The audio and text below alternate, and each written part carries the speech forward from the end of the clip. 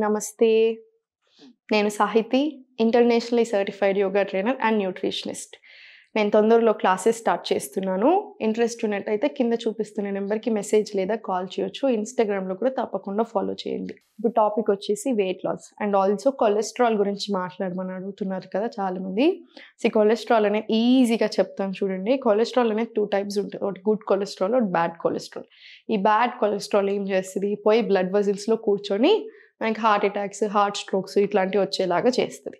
ఇప్పుడు మనం తీసుకునే ఫ్యాట్ నుంచి ఈ కొలెస్ట్రాల్ అనేది వస్తుంది.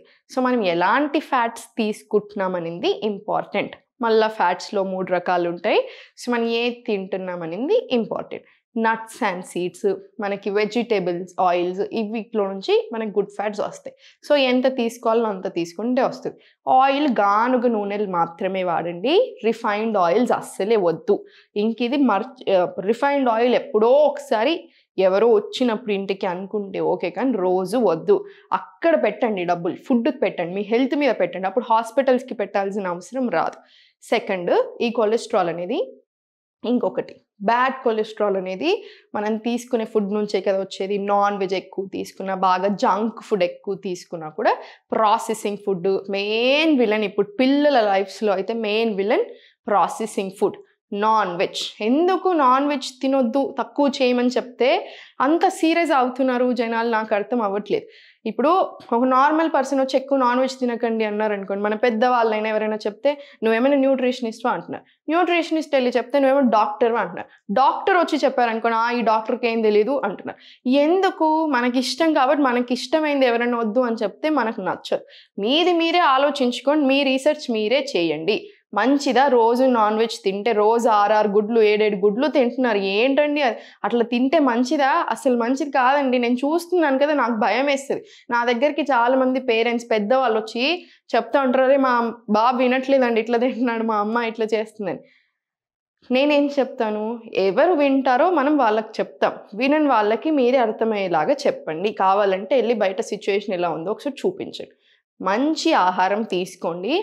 వెజిటేబుల్స్ ఎక్కువ తినేలాగా చూడండి. హోల్ ఫుడ్స్ తీసుకోండి. నట్స్ అండ్ సీడ్స్, వెజిటేబుల్స్ అన్ని రకాలు. మనకి గ్రెయిన్స్ చేంజ్ చేస్తూనే ఉండాలి. Millets 2 or 3 times a week తీసుకోండి. కీనోవా ఇంక్లూడ్ చేసుకోండి. ఒక పూట రైస్ తింటున్నారు, రైస్ తినండి. చపాతీ పిండి, ఒకసారి రొట్టెలు చేసుకోండి. జోవరు, బాజ్రా ఇవన్నీ ఉంటాయి, జొన్నలు అవన్నీ, పజ్జొన్న పిండి, ఇది కూడా చాలా మంచిది. సో ఇవన్నీ ఇంక్లూడ్ చేసుకుంటూ ఉండండి. అప్పుడు బాడీ బాగుంటుంది. ట్యాబ్లెట్ వేసుకోవాలి అనుకోవడం తప్పు కాదు, కానీ ట్యాబ్లెట్స్ మీదనే నేను అంత డిపెండ్ అయి ఉంటాను అని అనుకోవడం తప్పు. ఆ ఒక్కటి గుర్తుపెట్టేసుకోండి. రెగ్యులర్గా యోగా అండ్ వాకింగ్ చేయండి. కొలెస్ట్రాల్ రావడానికి మెయిన్ రీజన్ ఎక్సర్సైజ్ చేయకపోవడము, ఇంకా స్ట్రెస్. నేను బక్కగానే ఉన్నానని చాలామంది అనుకుంటున్నారు. బక్కకి లావుకి కొలెస్ట్రాల్ తేడా లేదు. మీరు రిపోర్ట్స్ చూడండి, లావు ఉన్నవానికి ఎంత ఉంటుందో కొలెస్ట్రాల్ బక్కగా ఉన్నవానికి అంతకంటే ఎక్కువ చాలా మంది ఉంటారు. సో లావు బక్కగా కాదు, ఒక్కొక్కళ్ళ బాడీ టైప్ కూడా ఒకలాగా ఉంటుంది. కొంతమంది ఉబ్బిపోతారు, కొంతమంది ఎంత తిన్నా అలానే ఉంటారు. కానీ కొలెస్ట్రాల్ మీరు తినే ఫుడ్ని బట్టి, బ్యాడ్ ఫుడ్ తీసుకుంటున్నారు, వెయిట్ పెరగకపోవచ్చు కానీ బాడీ సరిగా ఉండదు, హెల్త్ సరిగా ఉండదు. హెల్త్ బాగుండాలి, మనం బాగుండాలి, మన ఫ్యామిలీస్ అన్నీ బాగుండాలి. సో ఒకటి గుర్తుపెట్టుకొని యోగా రెగ్యులర్ చేయండి. హెల్త్ మీద దృష్టి పెట్టండి. ఎప్పుడో ఒకసారి తినడం ఓకే, రోజు తినడం వద్దు. సో చూసుకొని తినడం సరిపోతుంది. ఓకేనా? ఇప్పుడు నేను చూపిస్తాను. కొలెస్ట్రాల్ తగ్గడానికైనా రెగ్యులర్గా మీకు టైం లేనప్పుడు ఏం చేసుకోవాలి అవి చేసుకోండి. అట్లీస్ట్ 15 నిమిషాలు 20 నిమిషాలు ఉంటే ఇవి చేసేసుకోండి ప్లీజ్. ఓకేనా? సో ఫస్ట్ నిల్చున్న దగ్గరే 2 చేతులు పైకి పెట్టుకొని ఇన్హేల్, స్లోలీ నీస్ బెండ్ చేసుకోవచ్చు. కింద పెట్టేసుకొని ఇలా బ్యాక్, అధోముఖ, మళ్ళీ ఫార్వర్డ్, మళ్ళీ బ్యాక్, అధోముఖ, మళ్ళీ ఫార్వర్డ్. నీస్ ఇది బెండ్ చేసుకోండి, ఏం పర్లేదు ఫార్వర్డ్ వచ్చేటప్పుడు. లేదు మళ్ళీ బ్యాక్ వెళ్ళేసి మళ్ళీ కిందికి తెచ్చేసేయండి. అధోముఖాన స్ట్రెంగ్త్ కూడా చాలా పెరుగుతుంది కదా బాడీలో, కోర్ దగ్గర అయినా ఆర్మ్స్ దగ్గర అయినా. సో అధోముఖ వచ్చేసేయండి. స్లోలీ మళ్ళీ ఫార్వర్డ్ తీసుకెళ్ళి ప్లాంక్, మళ్ళీ స్లోలీ అధోముఖ. ఎక్స్హేల్ చేసుకుంటూ ప్లాంక్, ఇన్హేల్ అధోముఖ. ఇలా కూడా ఒక 5 rounds తీసుకున్న తర్వాత ఇన్హేల్, ఎక్స్హేల్, ఇలా ప్లాంక్, ఇన్హేల్ పృష్ఠాసన్, మళ్ళీ exhale, inhale left leg forward, exhale, మళ్ళీ ప్లాంక్. నీ టు ఎల్బో తీసుకొని స్లోలీ మళ్ళీ బ్యాక్ వచ్చేసి. కావాలంటే కాసేపు చైల్డ్లో రిలాక్స్ అయ్యి మళ్ళీ ఇంకో రౌండ్ స్టార్ట్ చేయి. మళ్ళీ సేమ్ బ్యాక్. ఇలా దగ్గరికి ఇచ్చేసినప్పుడు ఇలా తెచ్చుకోండి.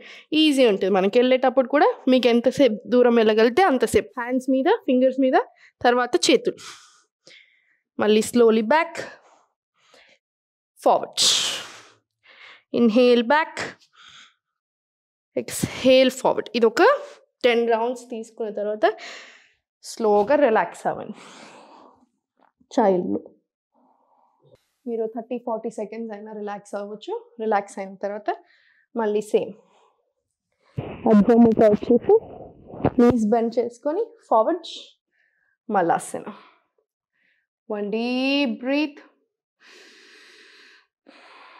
మలాసన నుంచి స్లోగా టోస్ పట్టుకొని ఇలా వెనకాల నుంచి 1, స్లోగా 2.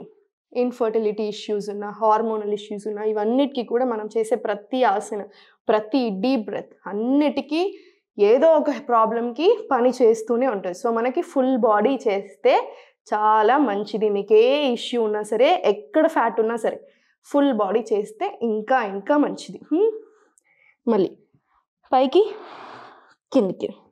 ఇదో 5 రౌండ్స్ తీసుకొని చేతులు మళ్ళీ కింద పెట్టేసుకొని మళ్ళీ స్లోగా అధోముఖ రండి.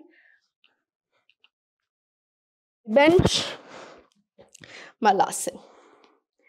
మళ్ళీ 1 డీప్ బ్రీత్, మళ్ళీ హోల్డ్, మళ్ళీ సేమ్ పైకి 1,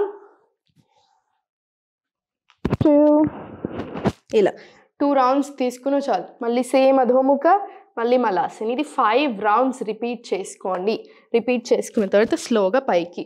ఇప్పుడు మనకి ఇండియన్ టాయిలెట్స్ ఉన్నన్ని రోజులు మీరు మళ్ళీ ఆసన ఇగ్నోర్ చేసినా ఓకే. కానీ ఇప్పుడు ఇండియన్ టాయిలెట్స్ లేవు. ఎక్కువ మనం ఇదే వాడుతున్నాం. ఎక్కువసేపు కూర్చుంటున్నాం ఇంకా బాత్రూమ్స్లో. సో ఎందుకని మలాసన కంపల్సరీ ఇంక్లూడ్ చేసుకోండి. పైనకు వచ్చాక ఒక 2 డీప్ బ్రెత్స్.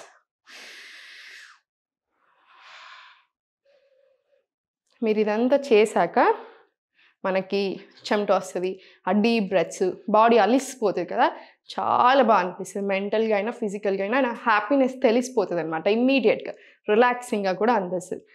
ఇప్పుడు చూపించినవి చేసుకున్న తర్వాత ఇంటర్లాక్, ఎక్స్హేల్.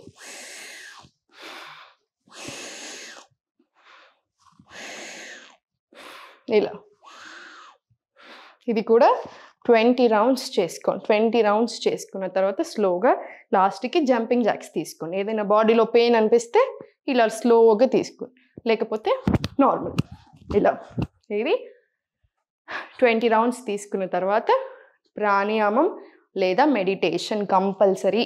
ఫ్యాట్ అనేది డీప్ బ్రీత్స్తో కూడా చాలా బాగా కరుగుతుంది. మనం ఎప్పుడైనా సరే మన బాడీలో నుంచి మీరు ఎక్సర్సైజ్ చేశాక ఫ్యాట్ ఎలా కరుగుతుంది అని డౌట్ వస్తుంది కదా, డీప్ బ్రెత్స్, ఎక్స్హేలేషన్ తోటి. సో మీకు అర్థం చేసుకోవచ్చు.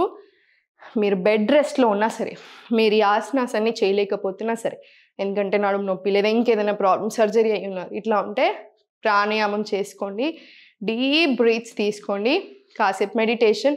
మీకు ఏ ఇష్యూ ఉందో దానికి తగ్గట్టుగా ఏదైనా ముద్రాస్ ప్రాక్టీస్ చేయండి.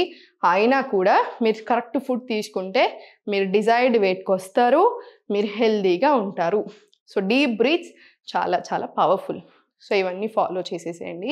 ఎక్కువ టెన్షన్ అయిపోకండి. ఇప్పుడు మనం ఏదైనా ఒకటి నమ్మినప్పుడు ఏమైపోతుందంటే అది బాగా టెన్షన్ అవుతూ ఉంటాం. అంటే ఫర్ ఎగ్జాంపుల్ మనకు నాన్ వెజ్ ఇష్టం లేదు, రీసెంట్ ఎగ్జాంపుల్, భయం ఉంది, తింటే ఇట్లా అవుతుందని మీకు ఒక క్లారిటీ ఉంది. ఎవరైనా తింటున్నారు మన ఫ్యామిలీలో, భయం వేస్తూ ఉంటారు, అయ్యో అట్లా ఏం భయపడకండి, అందరూ మారుతారు. అన్నీ అంతా అర్థం చేసుకొని మీకు ఏది బాడీకి సూట్ అవుతుంది, మీకు ఏది కరెక్ట్ అనిపిస్తుందో దాన్ని బట్టి మీరు మెదులుకోండి. ఏ టెన్షన్ అవసరం లేదు. ఓకేనా? ఎప్పుడు నవ్వుతూ ఉండండి.